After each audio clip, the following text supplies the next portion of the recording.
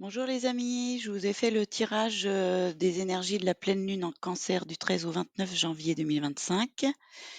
Donc cette pleine lune en cancer, pour moi le cancer, c'est la famille, celui qui a du mal à exprimer ses émotions, mais il y a Vénus en poisson, donc elle va sûrement nous inviter à exprimer plus en profondeur nos sentiments, nos émotions, en tout cas ce qu'on pense.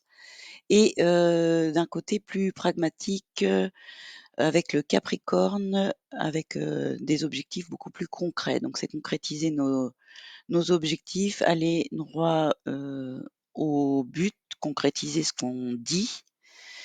Peut-être que, il y a des gens autour de vous ou vous-même, qui, exprimiez, des rêves et qui, s'incrémentaient pas dans la matière. Donc on va faire en sorte qu'ils s'incrémentent dans la matière. En tout cas, le dire autour de soi pour faire en sorte de bien s'entourer de gens qui nous soutiennent et de gens qui puissent, nous aider, à concrétiser, nos rêves et nos souhaits. C'est aussi, peut-être revoir, des personnes qu'on n'a pas vues depuis, longue date et aussi, officialiser, des choses, dans la matière. Donc avec la carte 46, danser, le yin et le yang. Donc le yin et le yang, notre partie féminine et notre partie masculine. Donc lorsque la voie du milieu est trouvée, tout est en équilibre et il n'existe plus de dualité. Donc on va arrêter d'hésiter et on va aller droit au but. Je viens d'un autre monde où il n'y a plus de dualité, où il n'y a plus de séparation. Dans ce monde, les couleurs s'unissent au noir et au blanc et la magie de l'équilibre s'opère en venant sur Terre. J'ai fait le choix de jouer et de danser dans les polarités, dans les différentes et dans la désunion. Je sais ce qu'est une étape d'expérience qui me mènera vers une profonde sagesse. Comme un trait d'union entre les extrêmes, imaginez un filament lumineux qui ne cesse de se balancer, perdant parfois l'équilibre en se brisant sous les tensions trop fortes.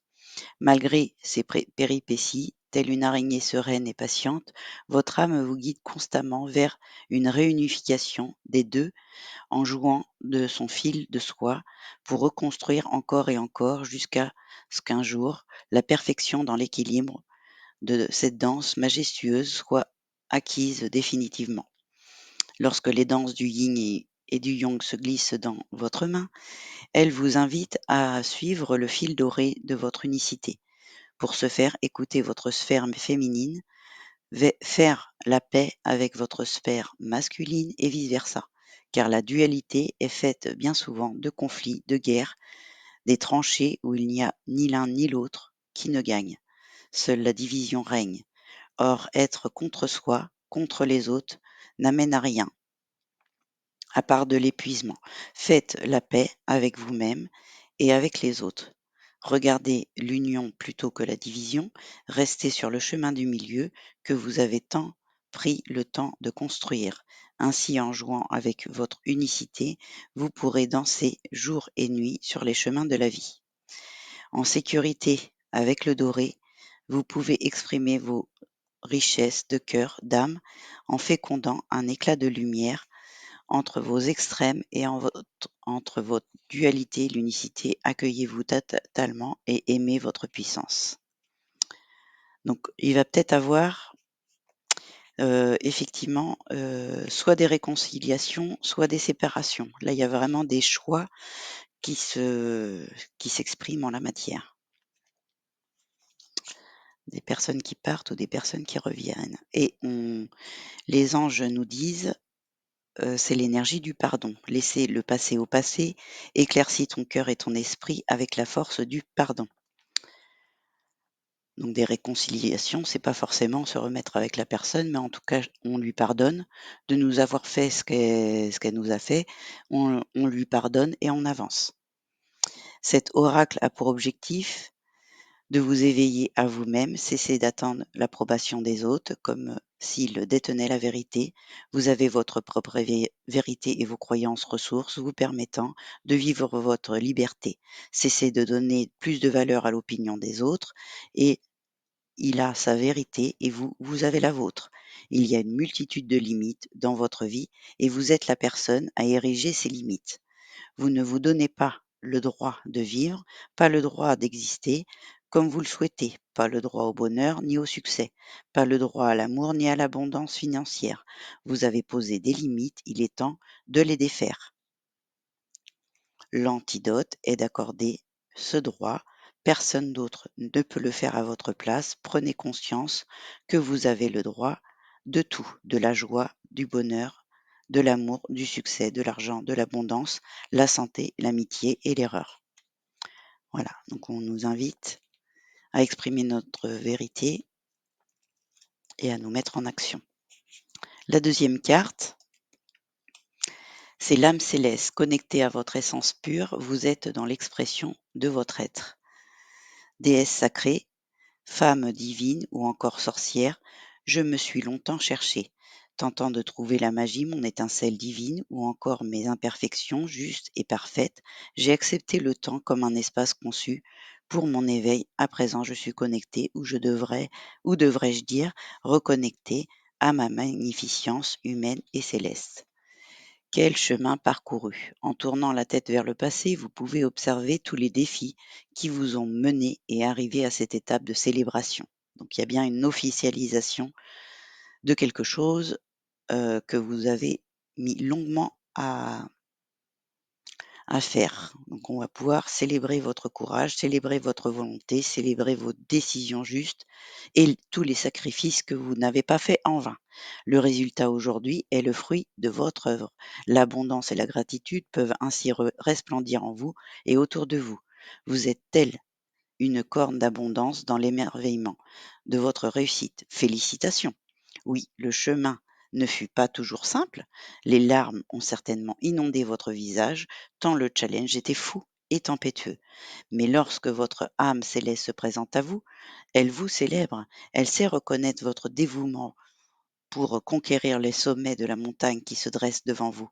L'âme céleste vous est reconnaissante et elle a toujours su que vous étiez capable de vous relever lors de chutes et de gravir des sommets plus hauts que les montagnes qui se dressent devant votre chemin.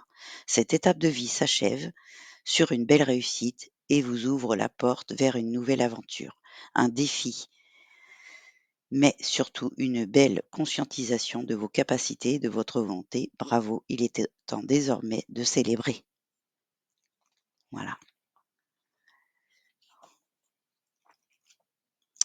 Et donc, l'énergie des anges, c'est la bienveillance. Sois à l'écoute de tes sentiments, de tes désirs. Quelqu'un a besoin de ton amour, don donc être en bienveillance aussi avec les autres. Une seule pensée d'amour lui suffira. Accepte, donc l'action qui est conjointe, c'est l'acceptation du chaos. Donc effectivement, il y a des choses, il y a une autre nouvelle chose, qui commence et quelque chose s'achève. Mais félicitez-vous de toute façon. Sentez-vous que votre vie est dans une phase de tourbillon, que tout va vite et dans le chaos? Saviez-vous que le chaos est un désordre, une confusion totale qui fait partie de la vie et qui permet d'exister? Que serait votre vie si vous ne faisiez rien et que tout était constamment dans le calme? La vie est une dualité entre le calme et le chaos. Accepter cette réalité vous apporte une plus grande réussite et une meilleure satisfaction au quotidien. Il y a de la beauté dans le chaos, vous pouvez y trouver une sérénité en acceptant le fait que cela fait partie de la vie. Il est temps d'être plus indulgent avec vous-même. Vous faites la gestion de plusieurs sphères de votre vie et vous devez reconnaître tout ce qui est fait pour vous. Le chaos est une belle occasion de faire le ménage de votre liste de choses à faire et de diminuer.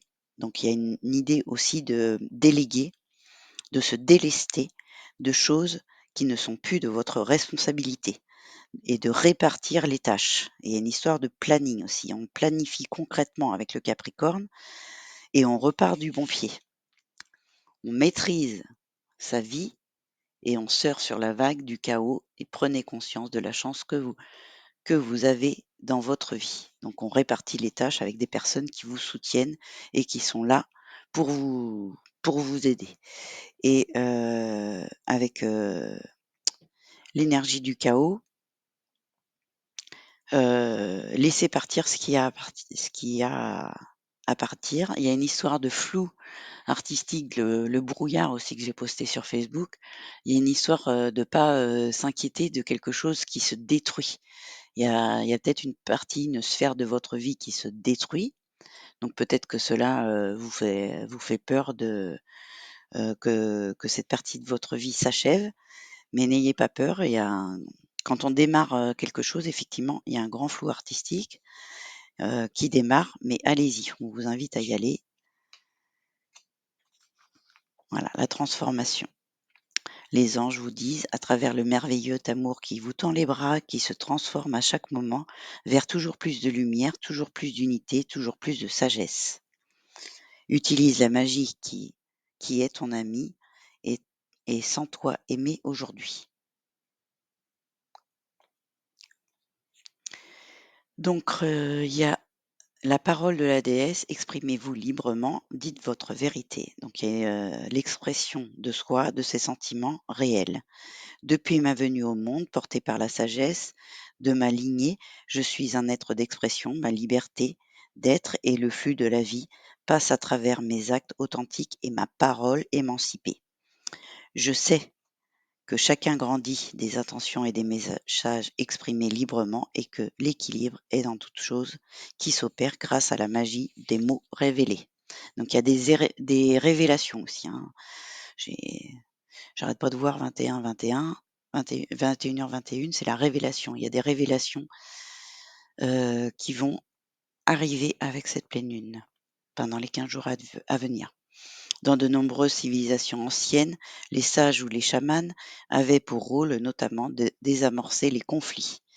Plutôt que de ruminer une situation et de créer une énergie négative en soi ou autour de soi, chacun devrait exprimer à l'autre ce qui a créé une émotion douloureuse. Le conflit était réglé en quelques minutes, donc n'hésitez pas à aller au conflit. On n'est pas obligé de crier, on n'est pas obligé de se hurler dessus ou même de se taper dessus, mais le conflit est sain. Sachez que exprimer, son mécontentement, son désaccord, son émotion douloureuse permet de résoudre ce désaccord. On ne peut pas résoudre un désaccord si on ne l'exprime pas et que chacun rumine dans son coin. C'est pas comme ça qu'on règle et qu'on trouve une solution. On trouve une solution en discutant ensemble de ce que de ce qui ne va pas et on cherche une solution. Chacun pouvait reprendre son activité avec plaisir et bonne entente. De nos jours, les conflits s'installent et s'accumulent jusqu'au moment où la personne explose en libérant toute sa colère, toutes ses frustrations et son inconfort. La communication, donc la communication non violente, est donc une alternative entre les non-dits et l'agressivité. Il y a un juste milieu entre ne rien dire et ruminer dans son coin et être agressif et aller au conflit, avec agressivité et colère. Donc, dans les familles, il est coutume de ne rien dire, de devoir se taire pour, laisser les anciens avoir raison. Heureusement, les générations changent et la place à la parole est de plus en plus acceptée pour tout âge et toute culture. Néanmoins, les conditionnements restent encore plus ancrés dans les mémoires éducatives. C'est pourquoi, lorsque la carte de la parole déesse vient à vous, elle vous conseille de revoir vos croyances, vos mémoires, afin de ne plus être parasité par des traditions ancestrales ou patriarcales. Donc il y a une histoire aussi avec le père, le papa, votre papa ou votre rôle de papa.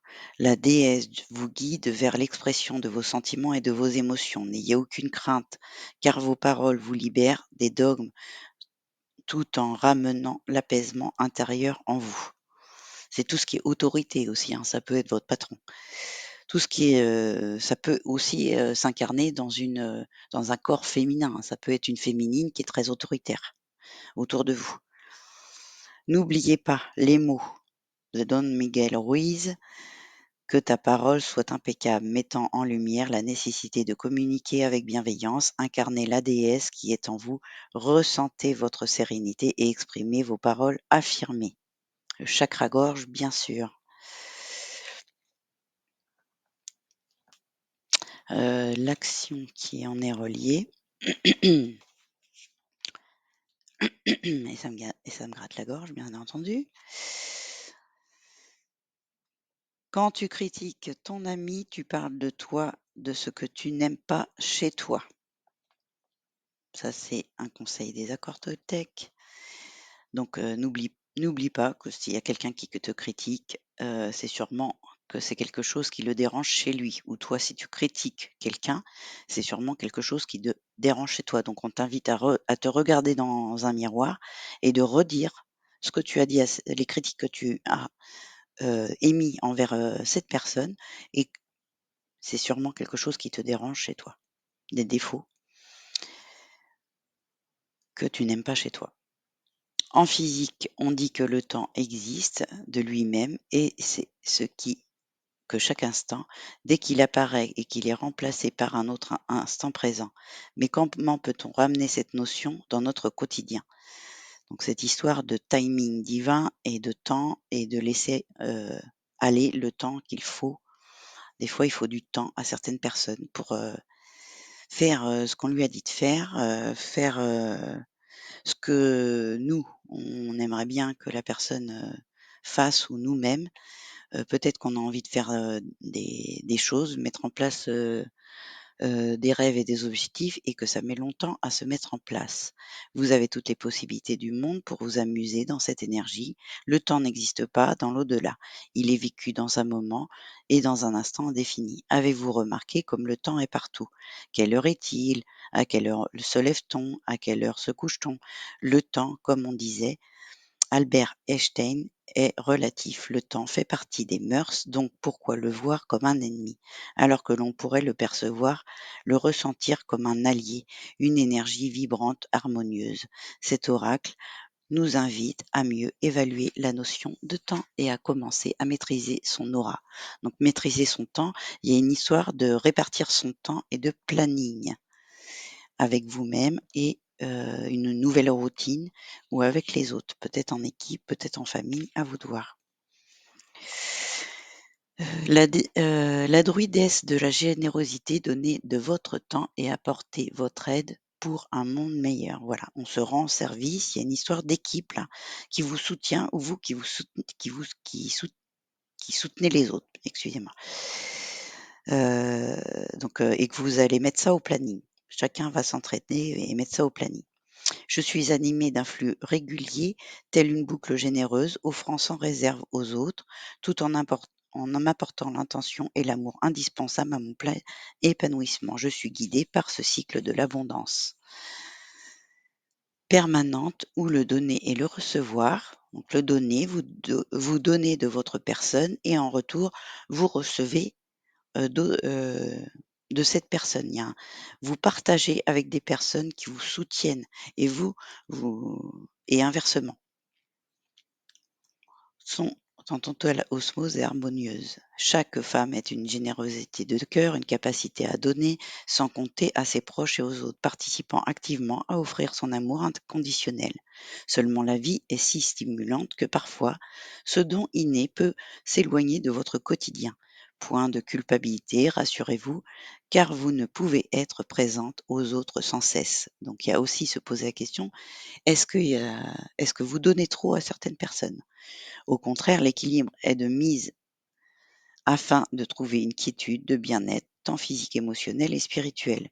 En effet, cette carte vous invite à prendre conscience de la nécessité d'équilibre entre le don pour soi, le don de soi, et le don pour les autres et le don des autres.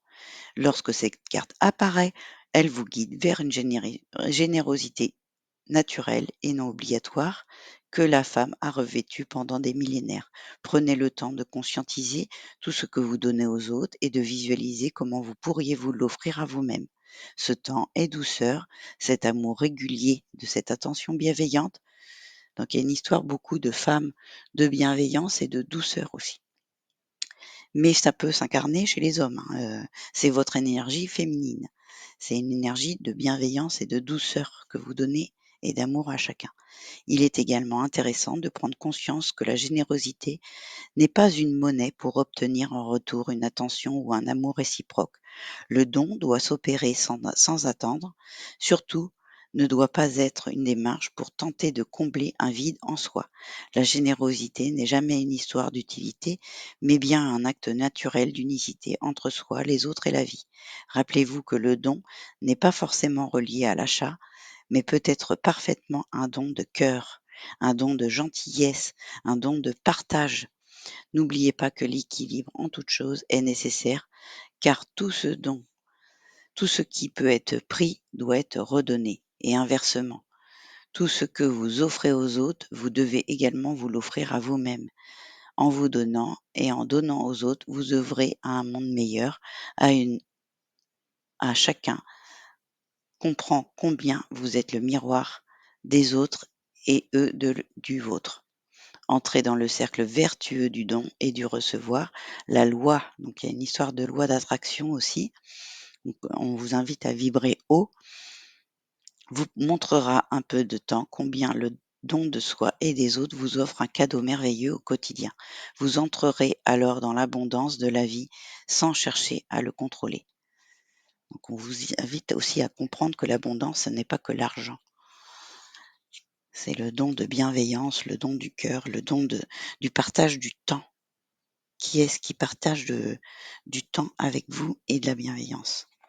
Guéris-toi des mots empoisonnés. Les mots empoisonnés peuvent être dits par quelqu'un qui est proche de vous, un ami, un frère, un responsable, un père, un frère, etc. Et imagine-toi qu'ils disent ces mots de nouveau et que tu puisses mettre un bouclier autour de toi, un bouclier invisible qui te protège devant ta tête pour ne plus les entendre. Donc la haute vibration. L'action qui vous est recommandée, c'est de vibrer haut, de positiver.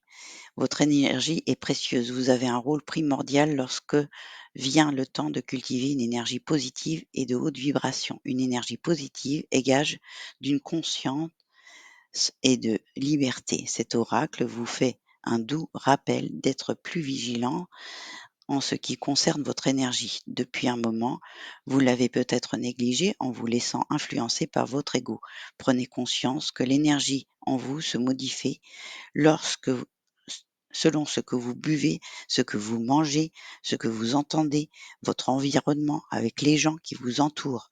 Prenez également conscience de votre énergie qui varie selon les pensées, vos paroles avec vous-même, vos paroles dans votre tête, vos paroles avec les autres, vos émotions que vous nourrissez et votre base au quotidien. Assurez-vous d'émettre des pensées positives, des paroles positives et des émotions positives remplies de bienveillance, de douceur et de respect, afin de permettre à votre énergie d'être alignée avec la volonté de votre âme. Et la dernière carte, c'est la sagesse. Tout ce qui existe a une fonction et un sens. Être sage, c'est d'avoir beaucoup d'amour, de tolérance et de compassion pour toute chose. Voilà, j'espère que cette guidance vous a éclairé. Je vous souhaite une bonne quinzaine et je vous envoie plein de bienveillance, plein de douceur et entourez-vous de gens qui vous soutiennent et qui vous portent dans vos projets, vos rêves et vous soutiennent dans votre santé, dans vos émotions positives. Voilà, je vous envoie plein de bisous.